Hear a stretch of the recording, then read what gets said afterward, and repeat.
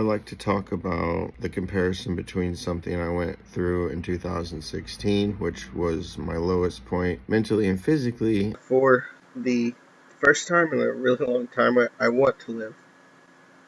I'm looking forward. And I did not think that was going to happen again. I didn't think it was going to happen again. And something that I recently went through and how I dealt with each of those and what I've learned since that first low. This one, physically, movement was so limited with my armpit stretching and pulling and the open wounds that I was not even able to walk. I couldn't even go for a walk. So for 100 days, I was completely immobile, which is exactly how it was back then. I was not able to walk without a cane, and even then, very short periods of time without pain.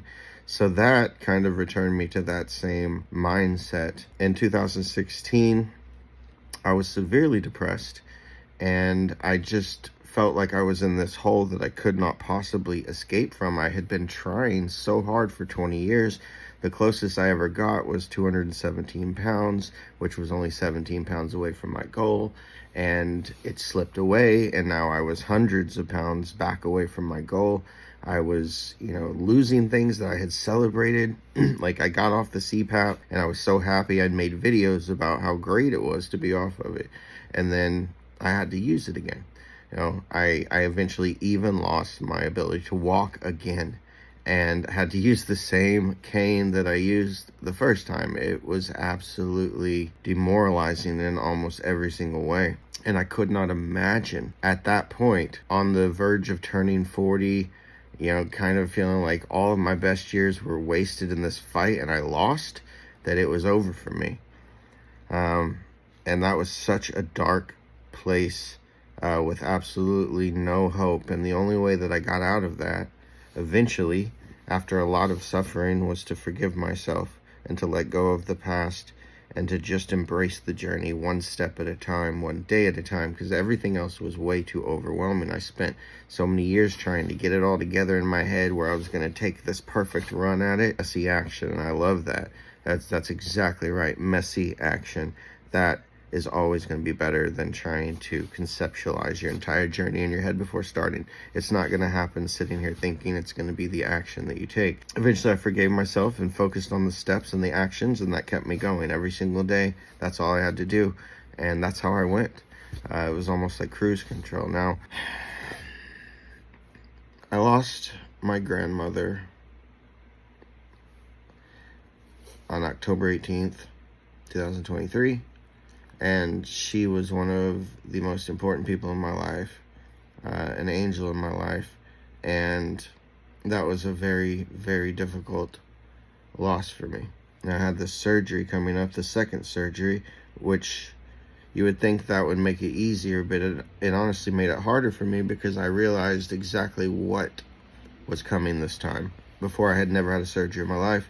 Now I knew what the pain was like, and I also knew what the recovery was like, and more so the mentality of it and how long it drags on and the absolute endurance of it all, having to deal with the pain all the time, and my complete loss of all coping mechanisms, which was exercise, being sedentary, and kind of just waiting impatiently for it all to end, and then seeming like it won't at some point. And I remember how, when I heard 2 months before, I was like, okay, I can do 2 months. And now when I hear 2 months, I realize, those 2 months seem like 2 years. The time does not move the same when you are in constant pain and discomfort.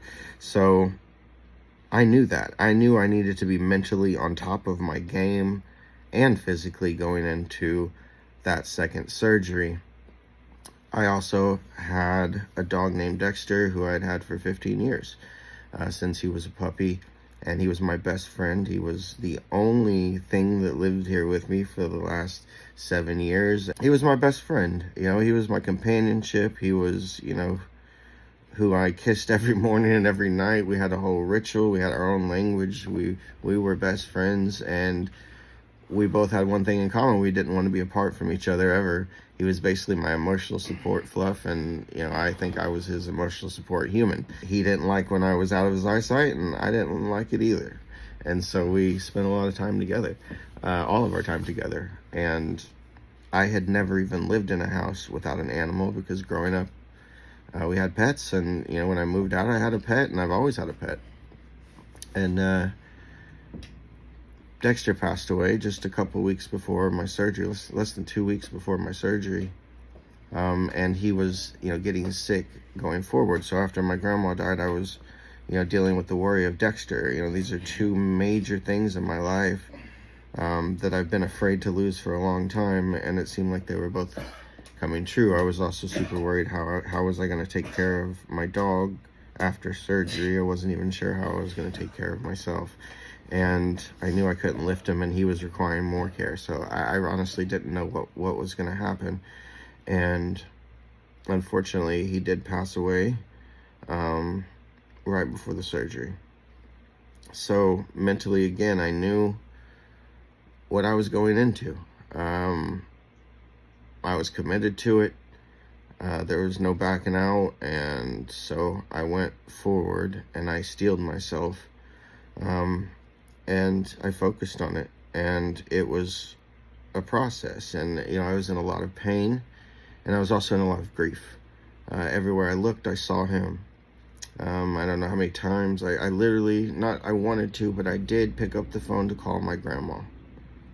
And I would just, every time I would have that realization, it would just be that sharp pain, and it would be so deep that I knew I couldn't take it. I knew I couldn't do both. So I pushed it down, and the recovery drug on for way longer than I thought it could. And so now, almost a year after my grandma passed, I find myself, feeling things as if they just happened.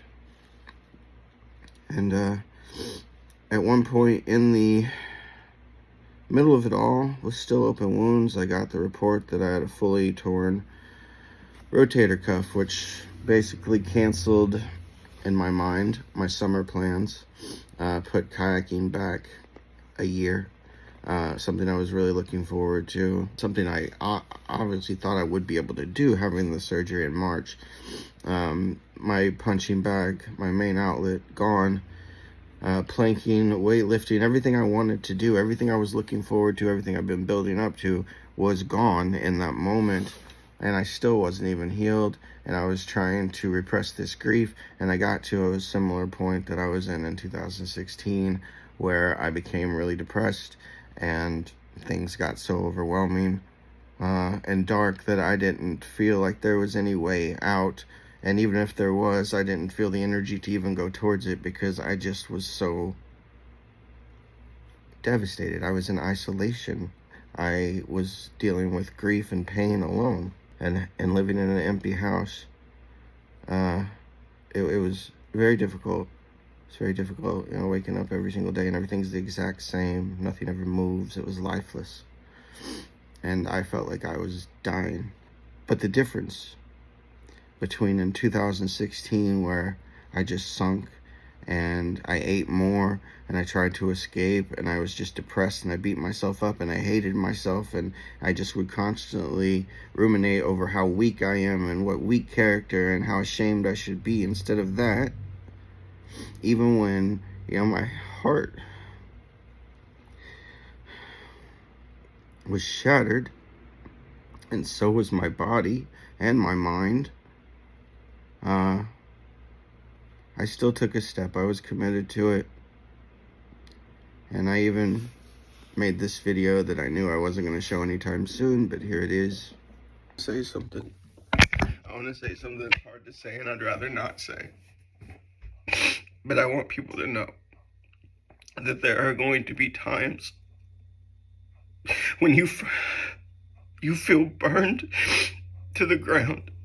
When it doesn't seem like things can ever get better, when there's a hurt inside of you that's so deep that you don't feel like it can ever be healed, and on those times you still have to take a step. If you want to get to the end, if you want to see the light, you've got to take a step anyway.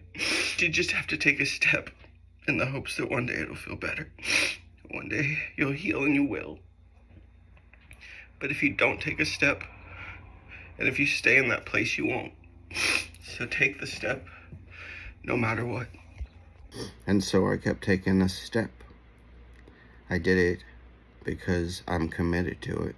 It's not an option, no matter what. And I also thought, what would my grandma want me to do? What would Dexter want me to do? What would my dad want me to do? What would my grandpa want me to do? What would my Aunt Kay want me to do? What would all of these people who love me so much, who are now gone, want me to do? Would they want me to sink? Or would they want me to continue to go forward? So I continued to go forward, because I know that if you're in the middle of a storm that isn't moving, then you have to. And so I took steps, just like I tell everyone to. And I'm not out of it yet. I still have a lot of grieving to do. The storm's not over for me yet. But I'm not where I used to be. I'm stronger in every way than I was in May. And as I continue to move forward, and I will, I'll continue to get stronger. And one day, I'll be able to look back at these things and not feel so much pain, and more feel gratitude and joy and love. But that's on the other side of pain. And I'm going through it. I'm not staying still. So never give up. Always take a step. And things do get better.